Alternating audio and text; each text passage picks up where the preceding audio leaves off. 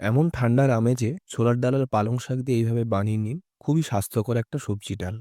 এর জন্য আমরা ছোলার ডাল আর পালং শাকটাকে নুন হলুদ দিয়ে একটুখানি সিদ্ধ করে রেখেছি। সঙ্গে পেঁয়াজ কুচি, আদা কুচি, রসুন কুচি, টমেটো কুচি, ২ টো এলাচ, ২ টো লবঙ্গ, ৪-৫ টা গোলমরিচ, একটুখানি দারচিনি, ৫ ফোড়ন, শুকনো লঙ্কা আর ২ টো তেজপাতা। একটা কড়াইতে সর্ষের তেল গরম করতে দিয়ে তাতে গোটা মসলাগুলো দিয়ে পেঁয়াজটা দিয়ে দিন।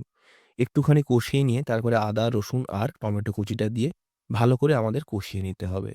এর সঙ্গে আমরা দেব পরিমাণ মতো হলুদ, লবণ, কাশ্মীরি লঙ্কার গুঁড়ো, জিরে গুঁড়ো আর ধনে গুঁড়ো। মসলাটাকে ভালো করে মাখিয়ে নিতে হবে। এবারে টমেটো, পেঁয়াজের এই কষাটাকে ভালো করে আমাদের কষতে হবে ৪ থেকে ৫ মিনিট। কষিয়ে নেওয়ার পরে যখন দেখবেন একটু মাখা, মাখা হয়ে গেছে, তখন আমরা এর মধ্যে ছোলার ডাল আর পালং শাকটা দিয়ে দেব। ৫ থেকে ৭ মিনিট ভালো করে ফোটাবো।